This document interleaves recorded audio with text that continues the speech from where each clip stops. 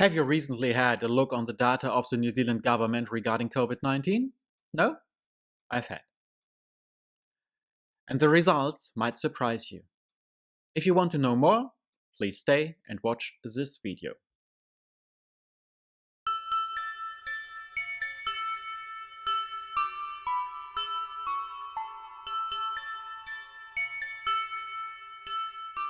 Hi, and welcome to my YouTube channel BeFree, the channel for freedom and civil rights.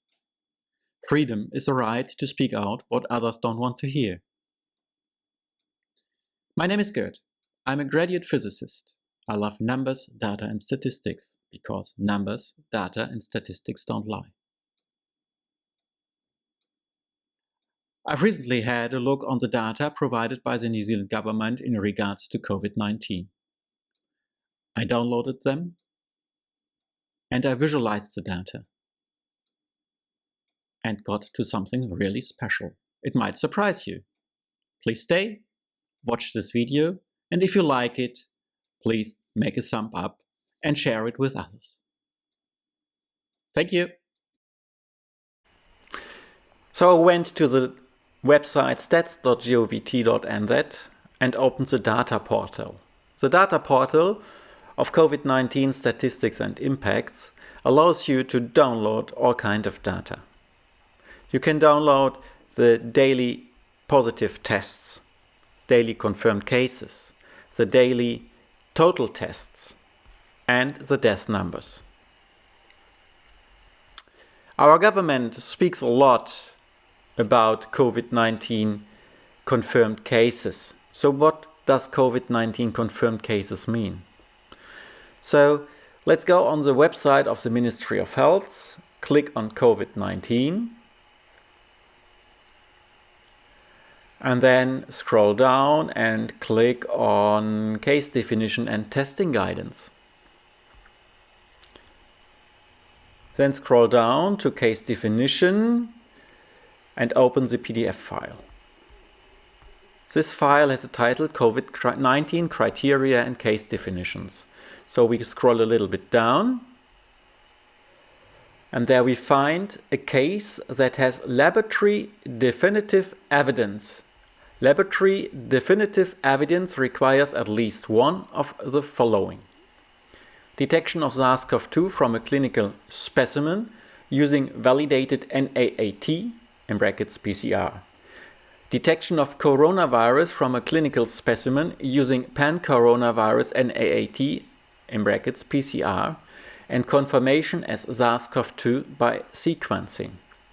Significant rise in IgG antibodies levels to SARS-CoV-2 between paired sera when serological testing becomes available. The third and last option seems to be not available yet. So basically, a confirmed case is someone who got tested positive in a PCR test. A PCR test, or in long words, a polymerase chain reaction test, tests for a certain RNA sequence that is assumed to belong to SARS-CoV-2. So this PCR test can't test for an active virus. It can only test for a certain RNA sequence that is assumed to be part of SARS-CoV-2. So the PCR test doesn't test or can't test for a virus. It can only prove or show a virus indirectly, but it doesn't mean that someone who tested positive is infected and infectious and carries active viruses. The PCR test has never been designed to test for viruses, and the PCR test for SARS-CoV-2 has never been validated anywhere in the world. That's something we have to keep in mind. And like any other test system and test procedure in the world, also the PCR test has a measurement inaccuracy.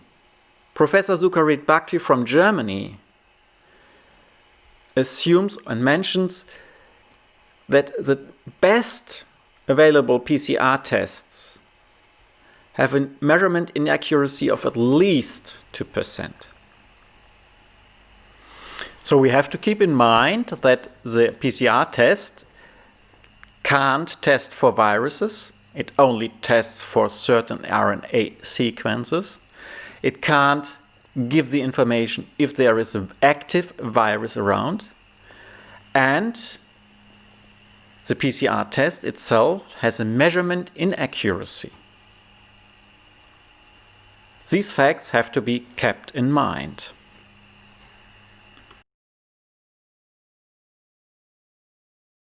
After downloading the data from the data portal, I imported them into Excel. The New Zealand government and the media always talks about new confirmed cases and give absolute numbers. For example, we've had 5 new confirmed cases. We had 6 new confirmed cases. A confirmed case means, what we learned, someone who tested positive in a PCR test. So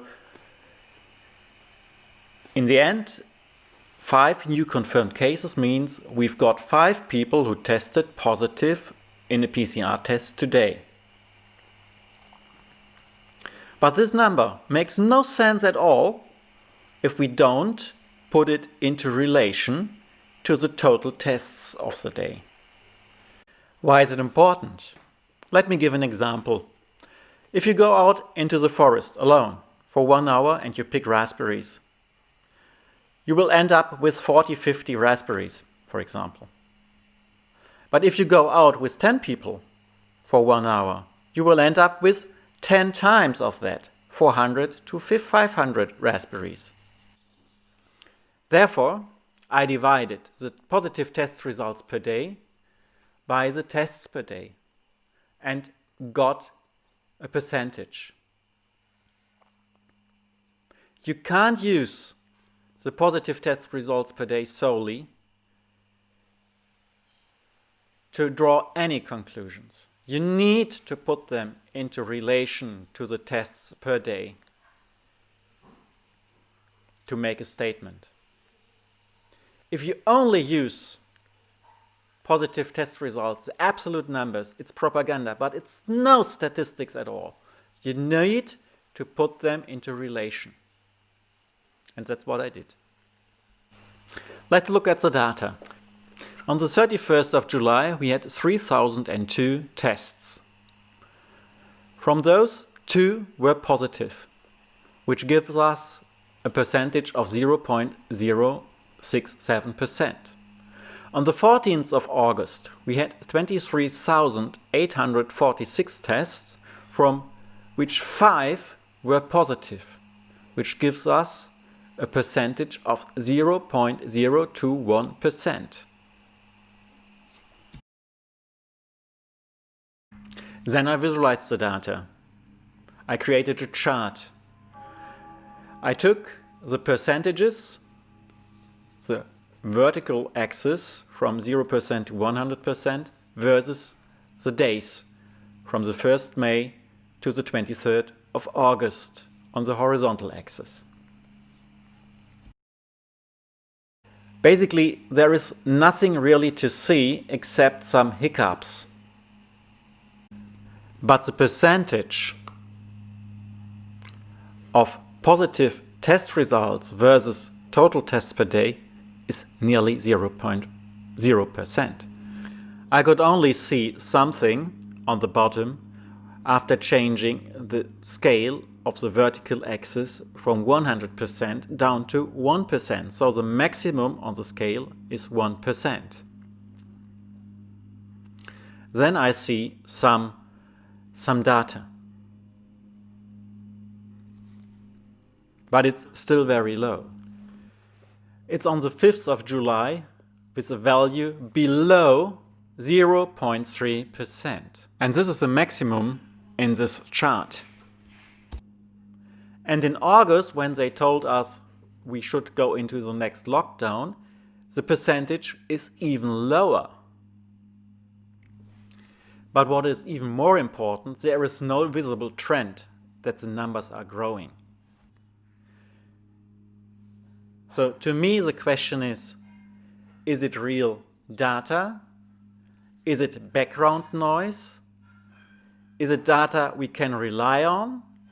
Or is it data coming from measurement inaccuracies, meaning false positives?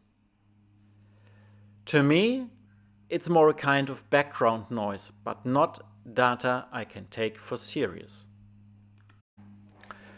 Then I tried a different visualization with a column bar chart. So I put on the total tests per day, the positive test results per day versus the days from the 1st of May to the 23rd of August. The blue columns are the total tests per day. You can see that we've got enormous growth of tests beginning with the 14th of August. And we've got the positive test results per day in red. But you can't see any red data here. The values are too low. Only after dividing the total tests per day by 100, I was able to see something. In this chart, you see the total tests per day divided by 100 versus the positive test results per day. This is not the reality. The reality means that the columns, the blue columns, are much, much taller by the factor of 100. I just used this visualization to make the red columns visible. The reality is this, where you can hardly see any red positive test results per day columns. And I looked up the death rates per week for the years 2015 to 2020. The average number of deaths per day is around 90. There were more deaths in 2017 and in 2019. And by now, for this year, we've got an undermortality. It's well known that we had a strong influenza in 2017-2018, and it wasn't different here in New Zealand. In 2017, we had lots of deaths. More than 2,000 more deaths than the previous year, 2016. So I visualized some data. I used the data for the years 2017 and 2020. I put the weekly death rates for the years versus the calendar weeks. And it's pretty obvious that we had a lot of death in wintertime 2017 with a peak in calendar week 31 with 862 deaths. Whereas this year, 2020, we only have 647 deaths. Can you see the difference? 647 this year and 862 in year 2017 for the same week. This is a difference of more than 200 deaths per week. Remember, we had 22 deaths with COVID-19. But we had more than 200 more deaths in 2017 than in 2020 for the same week in wintertime. This is nearly 10 times the number of deaths of COVID-19 we had in 6 months. The question is, why didn't we lock down the country in 2017?